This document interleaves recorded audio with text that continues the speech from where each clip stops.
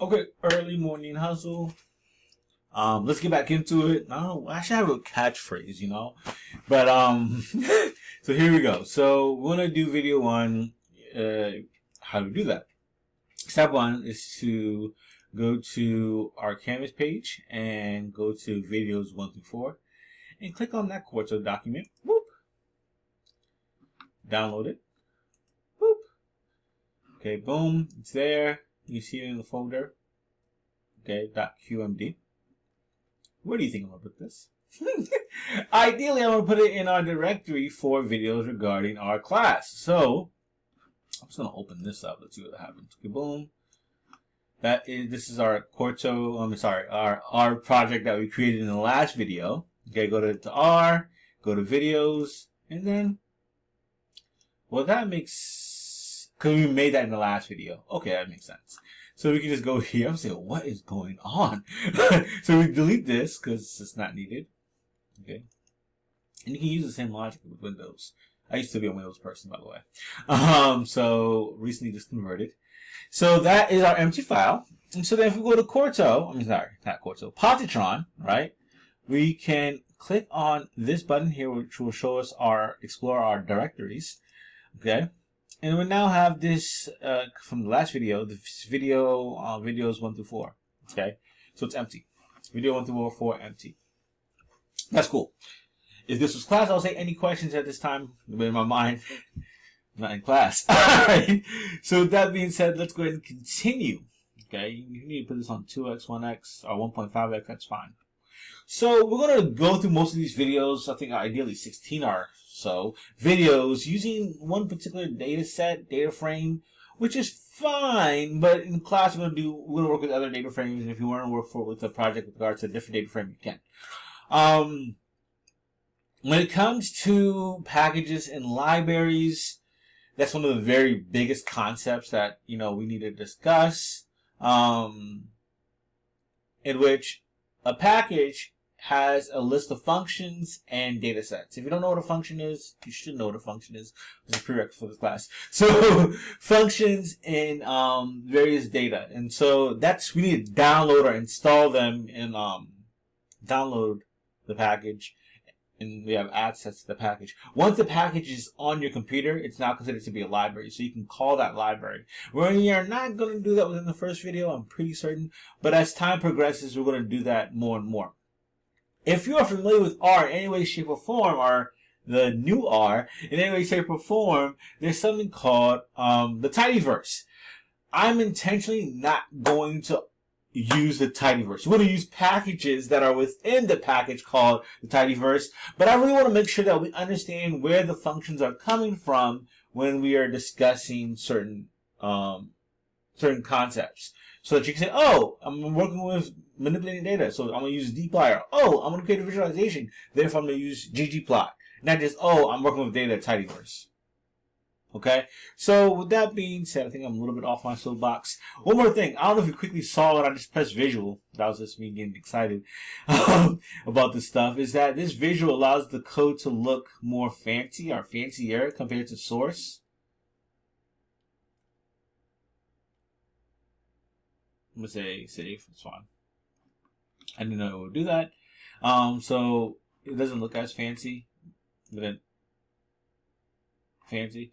So that's that. So cool. So there is so that's the difference between source and visual. I'm going to primarily say visual. So there's a difference between, there are data sets within R that we can gain access to, and a very famous data set that we're going to be using throughout these videos is something called MT cars. So MT cars is a nice little famous data set. There are some cars from the 1972. So what we're going to do is look at it. So there's this function called str, which is for structure. MT cars, boom. And then when I run this, I think it shouldn't run because right now it's in Python. It says global. Let's see if it automatically changes. Okay, it did. It went, if you go to console, you'll see the structure of the data frame. So, that's cool. That's nice. And so this is different from traditional just, how do I say this? This is different from just doing it yourself. And now I'm actually going to go into a little bit more depth in terms of what's going on here. So here, this structure, it's nice and cool, which gives us nice information. So MPG is, I don't even know what MPG is, but I can find out. So there's another function that we can use called help. I think it needs to be in quotes, mtcars. And when I run that, I'm going to get information about mtcars here. So MPG stands for miles per gallon. I knew that it did. But if you ever want to get some help on a data set that's already in R or a data set that's coming from a package, you just do help and you can get to see what's going on here. One thing that I wanted to note is that R is automatically treating this VS as ones and zeros. But if you look at what VS is, it's engine, and so it's either V-shaped or straight. But that's cool and dandy, but really that's a categorical binary variable. And so we wouldn't necessarily consider this a quantitative variable. This is going to be a categorical binary variable. Something just to think about, okay? And it's going to come up in videos to come. All right, so let's continue.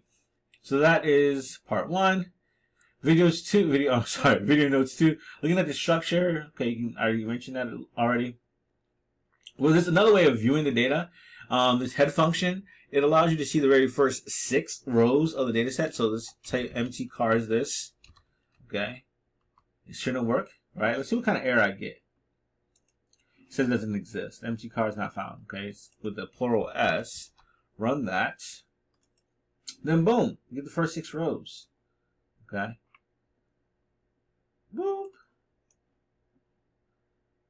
Can I just trash this? Remove it. Okay, that's neither here nor there. But so something interesting is that this column here is not really a column; it's just the name of the rows. Okay, then the row names. So that's that, and you see the entire data frame. I mean, not the entire, the first 6 rows of the data frame. Now, if we want to see the entire data frame, what we could do is, let's look at this deeper. I'm just going to do it the old-fashioned way. The old-fashioned way is for me to type views, utilize the view function. And I can type my functions within the terminal. So view mtcars, and I can get that. So this is one of the biggest reasons. So I didn't specify why this is new to me, because I traditionally use this thing called RStudio. And I mean, RStudio is a good tool. It's a great tool. A great IDE. However, VS Code is new. And nice, because this is interactive. You did not get this in traditional RStudio. So if you look at this, you can actually see the distribution of our data. That's so cool. I'm so sorry. I'm geeking out. Every time I see this, I geek out, because this is so cool. You didn't get this before. And then you can see the data to your right. Right? And it's treating everything as a double, which is a quantitative variable, when we know in reality, like I said earlier, like VS and AM are legitimate categorical binary variables. So there are some other ones I'll consider categorical, like cylinder, but that's neither here nor there for now. Okay. That's the view function. Oh, I like this. This is so cool. I'm so proud of them for building this tool. Let's continue. So there are a lot of, well, I won't say a lot of different data structures, but there are a few data structures that you should be familiar with. And one of them is called a vector. And a vector is just a data type that has the same type throughout, in that you can only have a vector of integers or numbers, or you can only have a vector of characters, or you can only have a vector of Boolean. So let's give you some examples. So a vector of only numeric values, okay, come on keyboard, you can work. Let's move this. It's like a whole dashboard here. So mtcars, I'm gonna uncomment this. The shorthand for this, I believe, is Command Shift C. No, that did not work. That's I'm just going to erase it for now. One of these videos I figured out how to, the shortcut. I'm going to do empty cars, $. That allows me to extract the actual vector. And then I'm going to do MPG. Run this. Okay. I don't know why I didn't print. I didn't know why I didn't print it. That was my mistake. I can command, and then I can just press enter, and I'm just going to paste this here. Now I should see it. Okay, here you go. So you can see all the different mouse picons. So that's a vector right there. Let's get a vector of characters. Okay. So what I can do is do row names. So if I do row names of empty cars, like I said earlier, and I'm going to print this, uncomment this, print this, car names, which is different from Python, is that you would have to actually type print. Here you don't. I don't know why my autocomplete is not auto-completing, but that's fine. It's neither here nor there. I can type. Vector, run this, boom, all the names, okay, and then Boolean. So I'm gonna say empty cars. I'm gonna get a quantitative variable, empty cars, $, extract horsepower, and say it's greater than 150. No, greater than 150. Okay, and then I'm gonna print this. Not print. Copy and paste for now. And then when I do that, I can get the true or false. Okay. So that's the vector. Okay. Now there's another data type called a data frame. Okay, a data frame is one of my favorites because you can legitimately store information into a data frame that can be analyzed and visualized. And so there are tables, which is a part of the tidyverse. You can hear me talk about a part of the tidyverse. And tables are like data frames, but they have more functionality. I'm still pro data frame, which is still I'm still pro data frame. But there's gonna be, if you ever learn or go outside of this class, you're gonna learn, of course. We're gonna go outside of this class. You're gonna see things that talk about tables. And so what I'm going to do is just say class. Class allows me to check the type of data frame that I'm dealing with. And if I do empty cars, and I run this, I get that to data frame type. Okay? And so we already saw the data frame, so I'm not going to, it's in a tabular format where each observation is the row, and each column is an attribute or a characteristic of the observations. Okay? That's huge. Alright, so last but not least, I think it's the end of the video, I'm pretty sure. End of the video is the list. So a list is the combination of having data frames and vectors, or just lists within lists as an entity.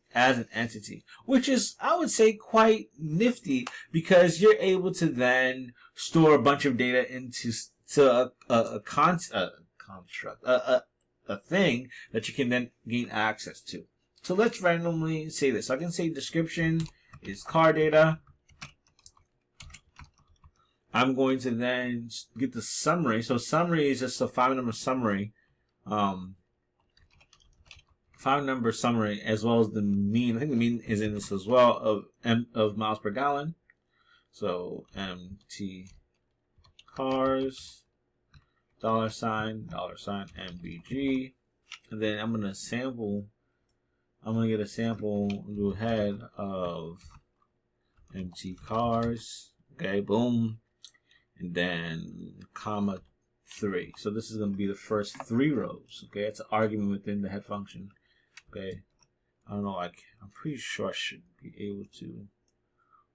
I think maybe this. No, it's not that.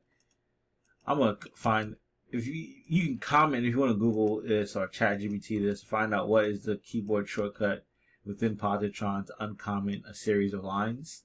That'll be great. You wouldn't even go through the headache that I'm going through right now.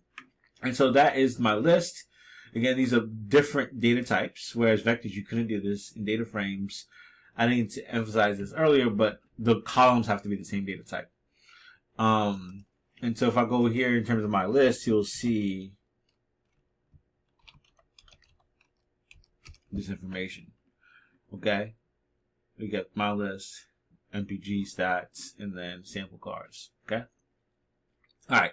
So real fast, if you want to extract information from this, I'm not going to even store it into a vector. I'm just going to type it. If I want to gain access to said description, all I have to do is do my list.